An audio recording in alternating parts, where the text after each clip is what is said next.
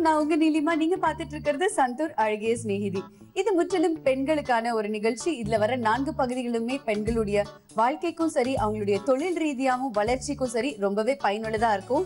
இதுக்கு மேல நான் பேச விரும்பல, வாங்க நிகழ்ச்சிக்கு போலாம். ஆரிகாமி அப்படிங்கிறது வந்து ஜப்பான்ல ஒரிஜினேட் ஆன ஒரு கிராஃப்ட். ஸோ இது வந்து கம்ப்ளீட்டாக பேப்பர் அண்ட் பேப்பர் ஃபோல்டிங் அதை வச்சு நம்ம செய்யக்கூடிய விஷயங்கள் தான் ஆரிகாமின்னு சொல்லுவோம். இந்த நிகழ்ச்சியில் நம்ம ஒரு முக்கியமான ஒரு ட்ரீட்மெண்ட்டை தான் பார்க்க போகிறோம். சாஃப்ட் சில்க் சாரி போட்டிங்கன்னா ரொம்பவும் குண்டாகவும் காமிக்காது, ரொம்ப ஒல்லியாகவும் காமிக்காது. ஸோ இந்த மாதிரி சாரி போடலாம். இப்போ நம்ம பேச போகிறது என்னன்னா, எதுக்காக நம்ம கவலைப்படுறோம், அதுக்கு என்ன நம்ம வந்து முக்கியத்துவம் தரோன்றதை பற்றி நம்ம பேச போகிறோம்.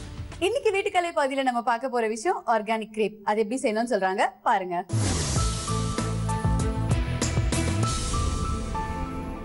ஹலோ வியூவர்ஸ், இன்னைக்கு நம்ம பார்க்க போகிற கிராஃப்ட் ஆரிகாமி கிரேன். ஆரிகாமி அப்படிங்கிறது வந்து ஜப்பானில் ஒரிஜினேட் ஆன ஒரு கிராஃப்ட். ஸோ இது வந்து கம்ப்ளீட்டாக பேப்பர் அண்ட் பேப்பர் ஃபோல்டிங் அதை வச்சு நம்ம செய்யக்கூடிய விஷயங்கள் தான் ஆரிகாமின்னு சொல்லுவோம்.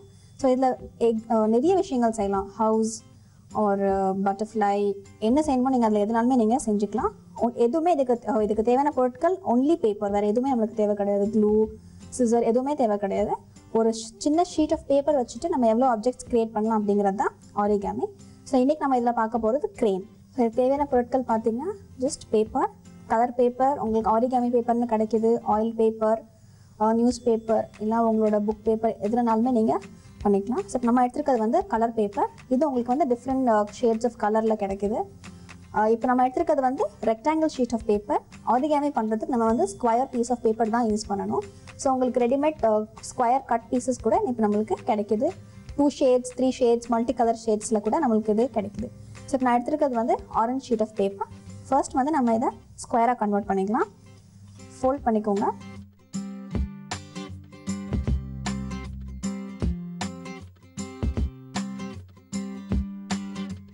ஸோ இதை ஃபர்ஸ்ட் ஃபோல்ட் பண்ணிட்டீங்கன்னா உங்களுக்கு இந்த எக்ஸ்ட்ரா பிட்டை கட் பண்ணிட்டீங்கன்னா உங்களுக்கு வந்து கரெக்டான ஸ்கொயர் கிடச்சிடும்.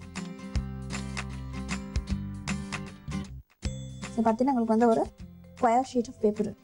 ஸோ இந்த பேப்பரை ஃபர்ஸ்ட் நம்ம டயக்னலி மடித்து ஒரு ட்ரையாங்கிள் ஃபார்ம் பண்ணுறோம்.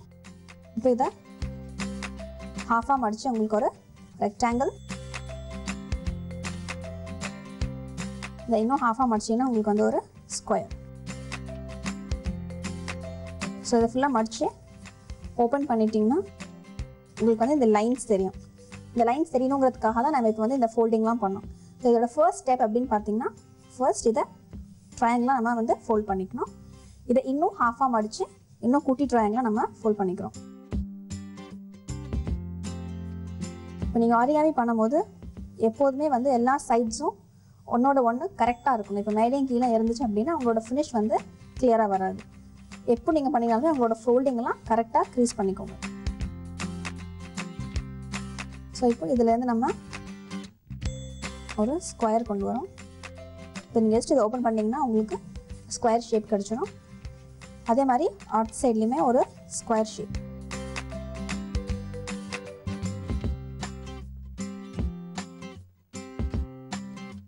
ஸோ இப்போ உங்களோட ஸ்டெப் வந்து இப்படி தான் இருக்கும் பார்க்குறதுக்கு.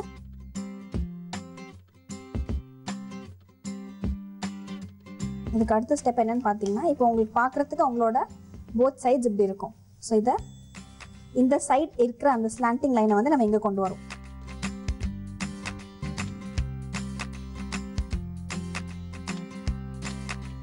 அதே மாதிரி நம்ம வந்து ஃபுல் லென்த்துக்கு அப்படி பண்ணிக்கிறோம்.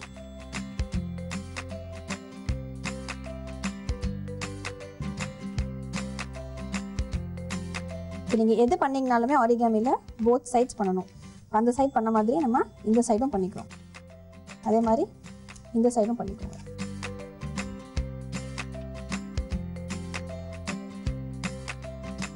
ஸோ இதை ஃபோல்ட் பண்ணி ப்ளேஸ் பண்ணும்போது உங்களுக்கு இந்த மாதிரி இருக்கும் பார்க்குறதுக்கு. இப்போ பண்ண அதே ஸ்டெப்பை நம்ம இந்த சைடும் பண்ணுறோம். இந்த ஸ்டெப் கரெக்டாக நீங்கள் கொஞ்சம் கேர்ஃபுல்லாக பார்த்து பண்ணிட்டீங்க அப்படின்னா இதுக்கப்புறம் பண்ணுறது எல்லாமே உங்களுக்கு நீட் ஃபினிஷில் கரெக்டாக வந்துடும். ஜஸ்ட் அந்த லைனை இந்த சென்டர் லைனோட நம்ம ஜாயின் பண்ணுறோம்.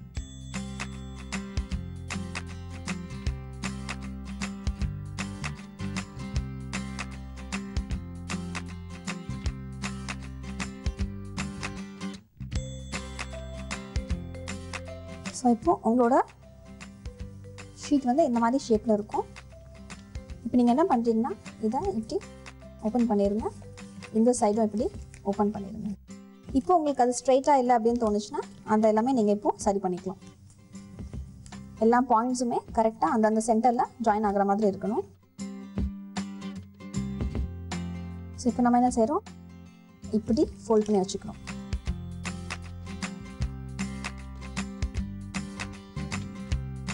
ஸோ இதான் நம்மளோட க்ரேனோட ஃபஸ்ட் பாயிண்ட். எப்படி பண்ண போகிறோன்னா இதை இப்படி ஓப்பன் பண்ணி இந்த சைட் கொண்டு வந்துடுங்க.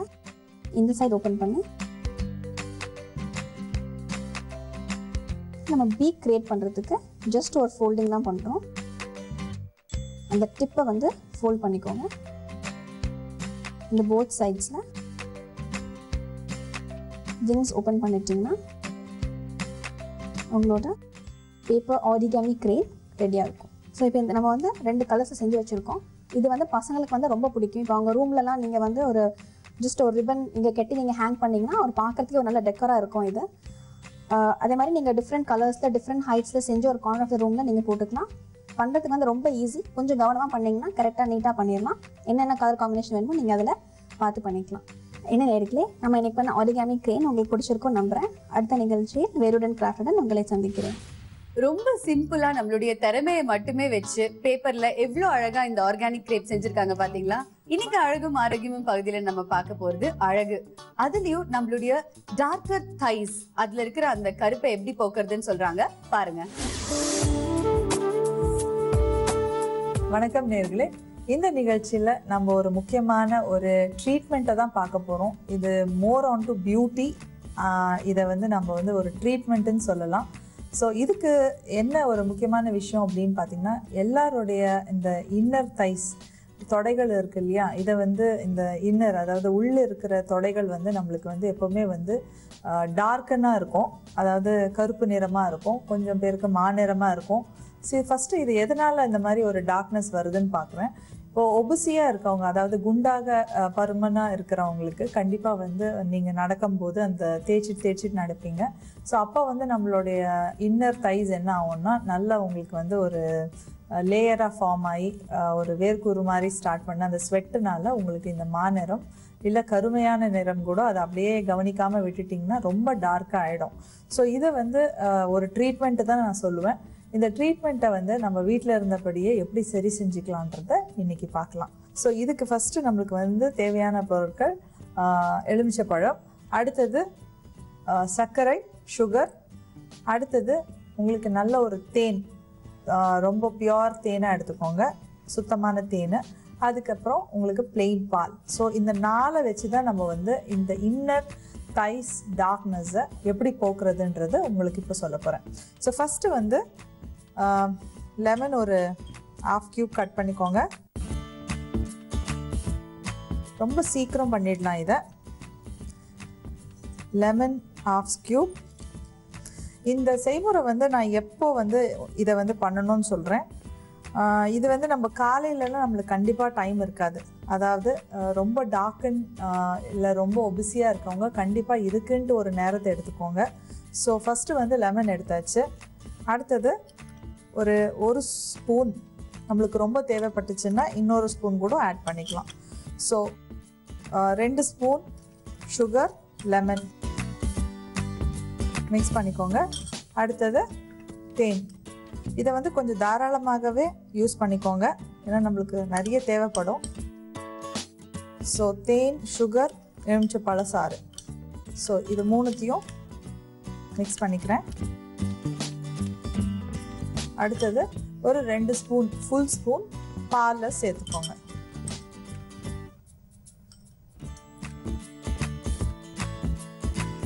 ஸோ பாலையும் சேர்த்தாச்சு. இப்போ நம்ம இந்த 4 பொருட்களை வச்சு தான் நம்ம இன்னர் தைஸ் டார்க்கனை போக்குறதுக்கு இப்போ நான் உங்களுக்கு வழி சொல்லிட்டு இருக்கேன். ஸோ இந்த 4 மிக்சரை நல்லா மிக்ஸ் பண்ணிவிட்டு அந்த இடத்துல எங்கெல்லாம் உங்களுக்கு வந்து கருமை படைஞ்சிருக்கோ, கொஞ்சமாக படைஞ்சாலும் சரி, கொஞ்சம் நிறையவே இருந்தாலும் சரி, ஸோ நல்லா அந்த இடத்துல வந்து மசாஜ் பண்ணிக்கோங்க. கொஞ்சம் ஹார்ட் மசாஜ் கொடுங்க. அந்த மாதிரி கொடுத்துட்டே வந்தீங்கன்னா உங்களுடைய அந்த இன்னர், அதாவது உள் தொடை கருப்பு நிறம் ரொம்ப சீக்கிரம் சுலபமாகவே இந்த செய்முறை மூலம் நம்ம வந்து அதை மறையடிச்சிடலாம். இந்த செய்முறையை வந்து நீங்கள் தொடர்ந்து பண்ணிகிட்டே வந்தீங்கன்னா நம்ம தொடைகள் இடையில் இருக்கிற அந்த கருமை நிறம் ரொம்ப சீக்கிரம் நாளடைவில் மறைஞ்சிடும். இந்த நிகழ்ச்சி உங்களுக்கு ரொம்ப சுலபமாகவும் பயனுள்ளதாகவும் இருக்கும்னு நினைக்கிறேன். மீண்டும் அடுத்த நிகழ்ச்சியில் சந்திக்கிறேன். வணக்கம். என்னங்க, தொடையில இருக்கிற கருப்பை வீட்டுல இருக்கிற எளிய பொருட்களை வச்சு எப்படி போக்குறதுன்னு கத்து கொடுத்தது உங்களுக்கு ரொம்பவே பயனுள்ளதா இருந்திருக்கும் நம்புறோம். வாங்க அடுத்த பகுதிக்கு போலாம். இன்னைக்கு ஃபேஷன் உலகம் பகுதியில ரொம்பவே இன்ட்ரெஸ்டிங்கான, இது வரைக்கும் யாருமே பேசாத ஒரு விஷயத்தை பத்தி நம்ம பேச போறோங்க. எல்லாருக்குமே உடல் வாகு இருக்கும். அதுல ஒவ்வொருத்தருக்கும் ஒரு ஷேப் இருக்கும். அந்த ஷேப்பை நார்மலா ரொம்ப எலகண்டா எப்படி மாத்திக்கிறது அப்படிங்கறத பத்தி தான் இன்னைக்கு பார்க்க போறோம். பர்டிகுலரா டைமண்ட் ஷேப் பிசிக் இருக்கிறவங்க எப்படி நார்மல் ஷேப் மாத்திக்கிறதுன்னு சொல்றாங்க, பாருங்க. வணக்க நேயர்களே, இன்னைக்கு நம்ம பார்க்க போறது டைமண்ட் ஷேப் பத்தி பார்க்க போறோம். நம்ம ஏற்கனவே சொன்ன மாதிரி 6 விதமான ஷேப் இருக்கு. இதுதான் ட்ரையாங்கிள் ஷேப், இதுதான் இன்வெர்டட் ட்ரையாங்கிள் ஷேப், இது ரெக்டாங்கிள், இதுதான் ஐடல் ஃபிகர் இல்லைன்னா ஒல்லியா இருக்கிறவங்க ஃபிகர், இது டைமண்ட் ஷேப், இது ரவுண்டட் ஷேப். இப்போ நம்ம டைமண்ட் ஷேப் எப்படி கண்டுபிடிக்கிறதுன்னு பார்க்கலாம். டேப் எடுத்துட்டு நம்ம ஷோல்டர் லெவலில் மெஷர்மெண்ட் எடுங்க, நம்மளோட ஹிப் லெவலில் மெஷர்மெண்ட் எடுங்க, வேஸ்ட் லெவலில் மெஷர்மெண்ட் எடுங்க. ஷோல்டர் லெவலும் ஹிப் லெவலும் ஒரே மெஷர்மெண்ட்டில் இருக்கும், ஆனால் வயிற்று பகுதியில் ரொம்ப பெருசாக இருக்கும். இதுதான் டைமண்ட் ஷேப். உதாரணத்துக்கு இந்த லேடி தான் டைமண்ட் ஷேப். இவங்களோட ஷோல்டர் லெவலும் ஹிப் லெவலும் சின்னதாக இருக்கும், வயிறு பகுதி பெருசாக இருக்கும். நம்ம தொப்பன்னு சொல்லுவோம்ல, அதுதான். இந்த மாதிரி ட்ரெஸ் பண்ணும்போது அவங்க வந்து கொஞ்சம் குண்டா காமிக்குது. இப்போ இதே மாதிரி ட்ரெஸ் பண்ணி பாருங்களேன், கொஞ்சம் ஒல்லியாக காமிக்குது. ஐடல் ஷேப்புக்கு நம்ம கொண்டு வரோம். ஸோ இந்த செக்மெண்ட்டில் நம்ம என்ன கலர் ட்ரெஸ் பண்ணுறது, என்ன மெட்டீரியல் போடுறது, இதை பற்றி நம்ம பார்க்கலாம். நான் டைமண்ட் ஷேப்பை வரைஞ்சிருக்கேன். இந்த டைமண்ட் ஷேப்பில் என்ன நம்ம சரி பண்ணி ஐடல் ஷேப்பை கொண்டு வரலான்னு பார்க்கலாம். இதுதான் ஷோல்டர். இந்த ஷோல்டர் நம்ம கொஞ்சம் அவுட்டரில் கொண்டு வரணும். இதுதான் ஹிப். ஹிப்பை நம்ம கொஞ்சம் அவுட்டரில் கொண்டு வரணும். இதுதான் வேஸ்ட். வேஸ்ட் கொஞ்சம் உள்ள கொண்டு வரணும். அதே மாதிரி எல்லாரோட பார்வையும் முகத்துக்கு வர்றதுக்கு மேலே கொண்டு வரணும்.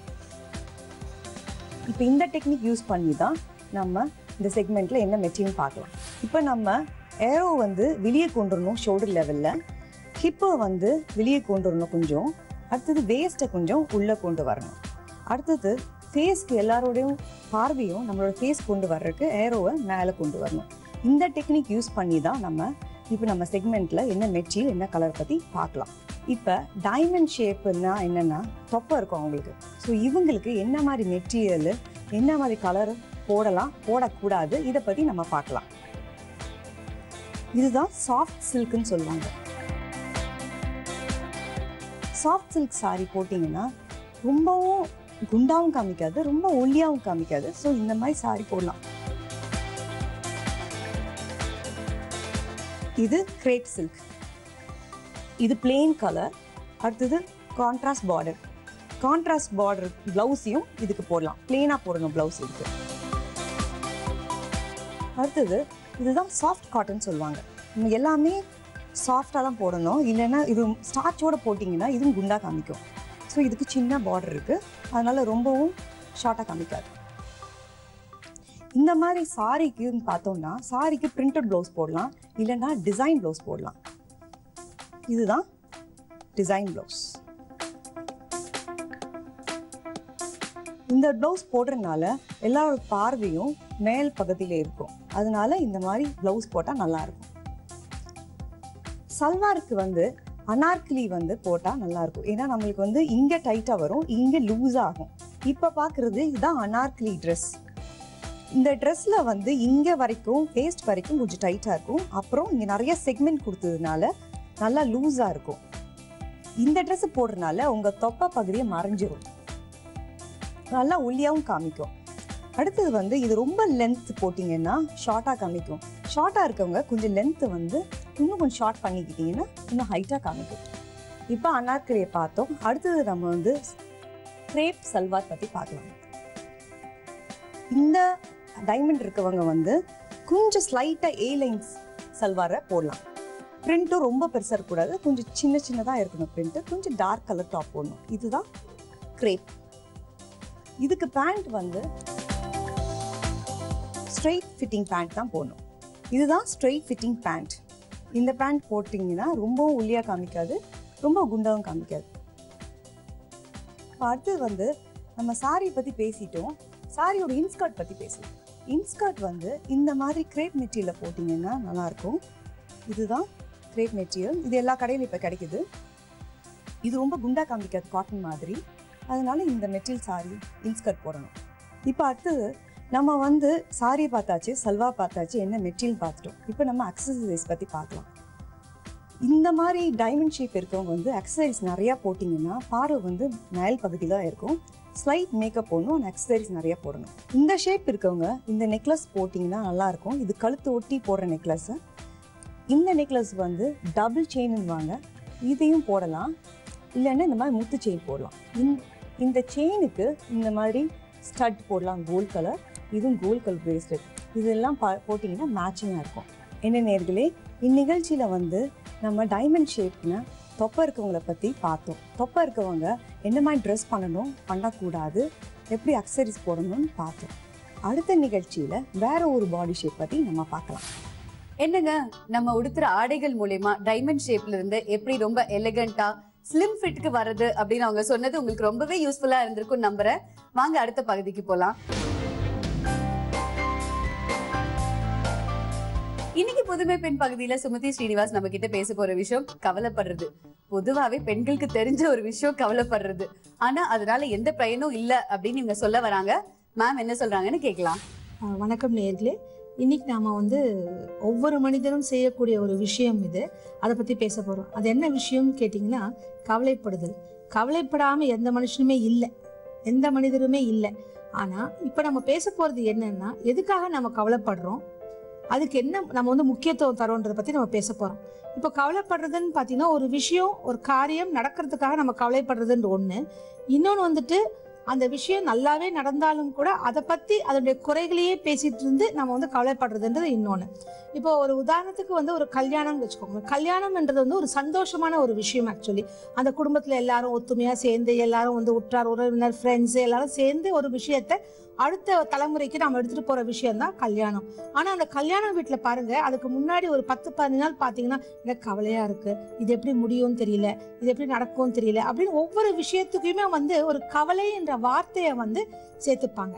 அந்த சந்தோஷம்ன்றது வந்து அந்த எல்லாரும் கூடுறாங்க பாருங்க, அந்த இடத்துல மாத்திரம்தான் சந்தோஷமா இருப்பாங்க. ஸோ இந்த மாதிரி ஒவ்வொரு விஷயத்தையும் நாம வந்து கவலையை முதல்ல போட்டுக்கிட்டு சந்தோஷத்தை பின்னால தள்ளிக்கிறோம்.